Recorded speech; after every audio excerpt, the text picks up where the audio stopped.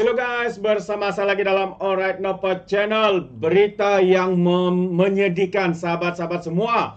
Hari ini Datuk Seri Anwar Ibrahim menyatakan kesedihan beliau. Ya, kerana apa? Kerana sahabat akrabnya yang sentiasa berdamping, sentiasa memberikan sokongan. Ya, ketika beliau difitnah, ketika beliau dipenjarakan, ya individu seperti inilah, sahabat seperti inilah yang sentiasa memberikan sokongan bertampah berbelah bagi terhadap Datuk Seri Anwar Ibrahim.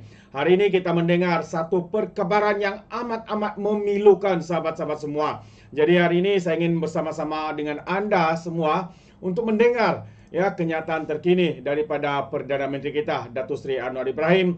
Katanya Sulaiman bukan hanya peguam tetapi sahabat akrab saya. Itu antara kenyataan daripada Datuk Seri Anwar Ibrahim, sahabat-sahabat semua.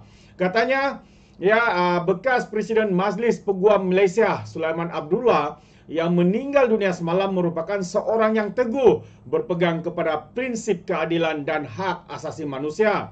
Perdana Menteri Anwar Ibrahim menerusi hantaran di Facebooknya juga mengakui bahawa Allahyarham Sulaiman bukan hanya seorang peguam, malah sahabat akrab yang bersamanya dan keluarga pada tahun-tahun gelap serta getir. Anwar berkata fitrah dan nurani Sulaiman yang teguh kepada prinsip keadilan dan hak asasi manusia tidak dapat disangkal sesiapa. Tambah lagi, Datuk Seri berkata, saya amat terkesan kerana menerima berita ini ketika masih di Tokyo, Jepun untuk lawatan kerja. Dan saya mendoakan keluarganya diberi kecekalan yang ampuh, diampun segala dosanya, serta diberi tempat istimewa di sisi Allah, katanya. Itu antara kata-kata daripada Datuk Seri Anwar Ibrahim di dalam sosial media beliau. Perdana Menteri, seperti yang kita tahu sahabat semua, berada di Tokyo sejak 15 Disember yang lepas bagi menghadiri sidang kemuncak peringatan ASEAN Jepun selain sidang kemuncak komuniti sifar emisi Asia. Sulaiman berumur 77 tahun pernah menjadi Presiden Majlis Peguam Malaysia dari tahun 2000 hingga 2001 selain banyak terlibat dalam kes-kes profil tinggi, antaranya mengetuai pasukan pendakwaan dalam perbicaraan kes SRC International Sdn Bhd melibatkan bekas Perdana Menteri 2018 itu. Selain itu Allahyarham juga Najib Razak bekas Perdana Menteri pada tahun 2018. Selain itu Allahyarham juga terlibat dalam pasukan pembelaan membabitkan kes liwat Anwar serta krisis perlembagaan Perak susulan penyingkiran bekas Menteri Besar Perak Muhammad Nizar Jamaluddin pada tahun 2009.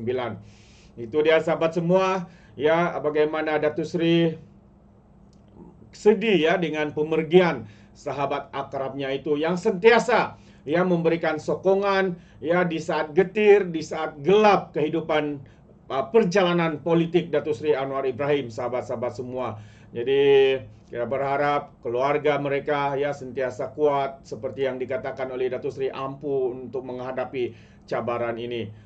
Dalam pada masa yang sama juga saya ingin juga memberikan sedikit update kenyataan daripada Datuk Seri Anwar juga yang menyatakan katanya dasar pandang ke timur kini termasuk negara China. Itu antara kenyataan. Apakah yang dimaksudkan oleh Datuk Seri berkaitan dengan perkara itu? Jadi kalau kita lihat Perdana Menteri sekali lagi Datuk Seri Anwar Ibrahim berkata Malaysia yang sebelum ini hanya menjadikan Jepun dan Korea Selatan sebagai contoh model pembangunan ekonomi, kini turut berminat untuk belajar daripada China. Katanya, kita perlu terbuka untuk menyimak semula sebarang dasar yang telah dilaksanakan selama 40 tahun. Katanya kepada Asasi Shimbun ketika ditemui Bual di Tokyo pada 17 Disember. Beliau merujuk kepada dasar pandang ke timur yang diperkenalkan Perdana Menteri keempat Tun ketika itu pada Dr. Mahathir Mohamad pada 1982 bagi mempelajari strategi pemerintahan ekonomi terutamanya dari Jepun dan juga Korea Selatan. Datuk Seri menambah, saya tidak akan kata timur dalam dasar itu, bermaksud Jepun dan Korea tanpa China. Sekarang apabila kita menyebut pandang ke timur, ia adalah timur termasuk China. Kita kata beliau seperti dipetik oleh Akhbar Jepun itu.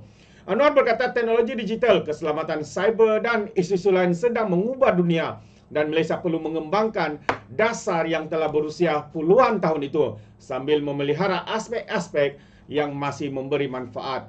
Pemimpin itu melakukan lawatan kerja 5 hari ke Tokyo mulai Desember bagi menghadiri sidang kemuncak sempena ulang tahun ke-50 persahabatan dan kerjasama antara Jepun dan ASEAN. Malaysia menyokong dasar luar yang teguh dan bebas, dan beliau berkata, negara akan berurusan dengan China bergantung kepada kepentingan Malaysia. Anwar berkata ketika beliau melawat Amerika Serikat semasa APEC 2023 baru-baru ini, beliau ditanya mengapa Malaysia terarah kepada China. Beliau menjawab kerana mereka labur lebih banyak. Tetapi Anwar berkata Malaysia akan tetap tegas berunding dengan China berhubung pertikaian wilayah di Laut Cina Selatan dan tidak membenarkan sebarang tindakan sepihak oleh Beijing. Perdana Menteri juga menyifatkan Jepun sebagai rakan strategi yang penting sambil menyatakan hubungan Malaysia dengan Jepun harus diperluas di bawah dasar pandang ke timur seperti berkongsi etika dan teknologi Jepun. Menurut ACC Jepun pada 16 Desember mengumumkan akan menyediakan peralatan untuk aktiviti amaran dan pengawasan bernilai 400 juta yen atau 2.82 juta USD, termasuk bot penyelamat dan drone kepada tentera Malaysia di bawah program bantuan keselamatan rasmi. Anwar menekankan bahawa peralatan pertahanan itu untuk membantu Malaysia melindungi perairan wilayahnya dan tidak termasuk mana-mana kapal selam atau pesawat besar. Menurut beliau lagi, bantuan itu adalah untuk keperluan keselamatan. Semasa lawatan itu, Malaysia dan Jepun telah meningkatkan hubungan duhalah kedua-dua negara kepada perkongsian strategik komprehensif terbaik, sahabat-sahabat semua.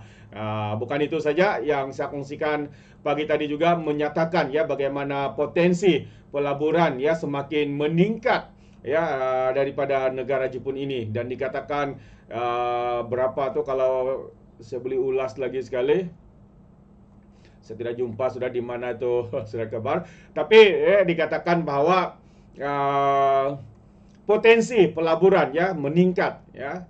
Jadi ini adalah satu perkara yang amat-amat menggembirakan kita, dan pastinya perkara ini ya sekaligus memberi keuntungan kepada negara, dan khususnya juga keuntungan itu boleh disalurkan kepada rakyat, mungkin dari segi bantuan, keuangan, untuk meningkatkan ekonomi kita, membangunkan pembangunan, dan banyak lagi aspek ya yang boleh diserahkan ataupun dikembalikan kepada rakyat. Jadi kita mengucapkan ribuan terima kasih sahabat-sahabat semua kepada Perdana Menteri kita Datuk Seri Anwar Ibrahim. Nah, walaupun hari ini semalam sebenarnya mendengar perkabaran yang menyedihkan, tapi beliau tetap ya dengan komitmennya 100% itu untuk memberikan membuat ya tanggungjawab beliau dengan sebaik mungkin. Bukan hanya cakap kosong sahabat-sahabat semua, tetapi melakukannya.